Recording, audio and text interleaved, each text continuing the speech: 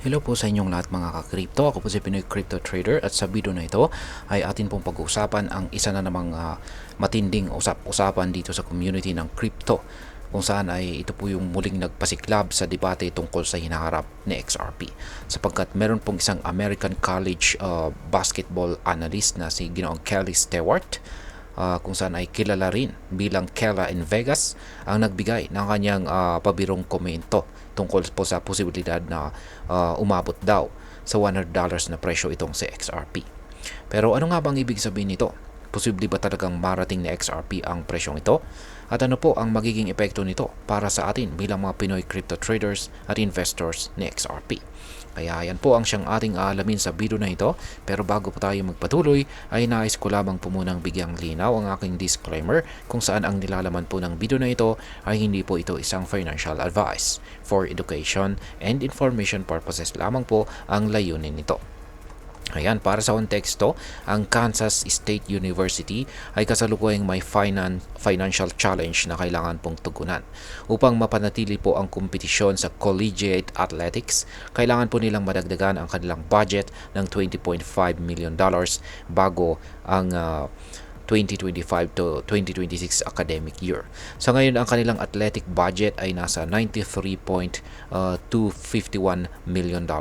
Ngunit kailangan pong umabot ito sa $114 million upang mapanatili ang kanilang pagiging competitive laban sa ibang universities. Dahil dito ay nag-iisip po ang kanilang athletic director na si Gene Taylor ng iba't ibang paraan upang makalikom ng pondo. Kasama na po rito ang paghingi ng donations mula sa alumni at saka fans, pagtaas po ng corporate sponsorships at pagbebenta ng naming rights ng kanilang Coliseum. Isa rin sa mga pinag-aaralang opsyon ay ang paglalagay ng ads sa football field ng kanilang university. Dito pumasok ang biro ni Ginoong Kelly Stewart.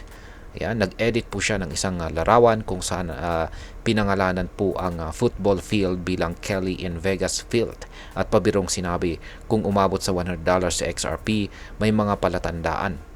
Isa itong pagtukoy sa uso sa crypto community kung saan maraming investors ang nangangarap na maluho at marangyang buhay kapag lumobo ang presyo ng kanilang holdings. Ngayon ay posible nga ba talagang umabot sa $100 ang presyo ng XRP? Ayan, ang ideya po ni XRP na umabot sa $100 ay isa ng matagal ng usapin dito sa crypto space.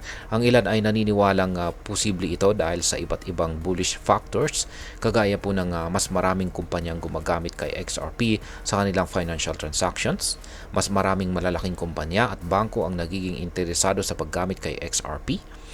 Ayan, at kamakailan lang ay kinilala ng SEC ang 19B-4 filings para sa XRP ETF ng Grayscale. At maliban dito ay may posibilidad na mas maging crypto-friendly ang pamahalaan ng US kung dahil po sa pagkakahalal ni Pangulong Donald Trump. Ngayon ay sa kabila po ng positibong sinyalis na ito, marami pa rin po ang nagdududa. Sa kasalukuyan, ang presyo po ng XRP ay nasa $2.55 lamang. At para umabot ito sa $100, kakailanganin po nitong tumaas ng 3,821%.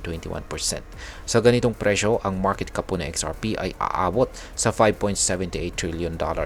Mas malaki pa sa kasalukuyang halaga ng buong crypto market.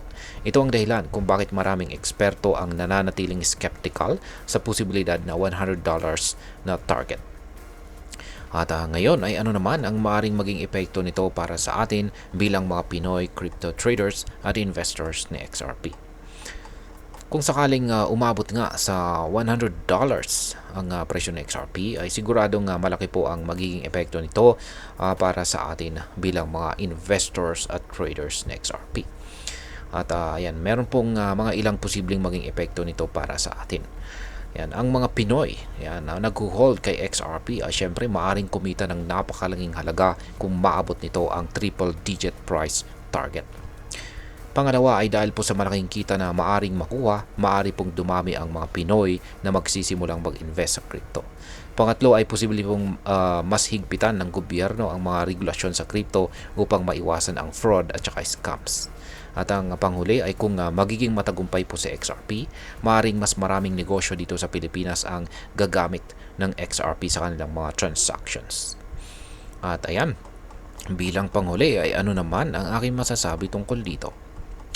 Sa ngayon, ang $100 na presyo para kay XRP ay mukhang malayong mangyari sa madaling panahon or sa hinaharap. Or yan, oo, may mga bullish factors po na maaring magpataas ng halaga nito. Ngunit ang laki ng kailangan pong paglago or growth kung saan ay tila hindi po realistic kung pagbabatayan ang kasalukuyang estado or kalagayan ng crypto market. Gayunpaman ay hindi po natin maaring isantabi ang posibilidad na ito sa hinaharap sa tulong ng mas maraming adoption at saka regulatory clarity. Maaari pong tumaas pa rin ang halaga ni XRP kahit hindi man ito umabot sa $100. Kaya para sa mga Pinoy investors at traders, ang pinakamalaga ay maging maingat po tayo at responsable sa ating pag-i-invest. Huwag pong magpapadala sa hype at siguraduhin may sapat po tayong kaalaman bago po tayo pumasok sa anumang investment. At tandaan, dito po sa mundo ng crypto, hindi lahat ng speculation ay nagkakatotoo. Kaya lagi pong mag-research at wag mag-i-invest nang hindi mo kayang mawala. At ayan, hanggang dito na lamang po tayo sa video na ito mga ka-crypto. Sana po ay inyong nagustuhan ang aking paliwanag sa video na ito. Kung inyo po itong nagustuhan, pakiclick lamang po ang like button nito. Marami pong salamat sa panonood. Ingat po tayo lagi at God bless po sa ating lahat.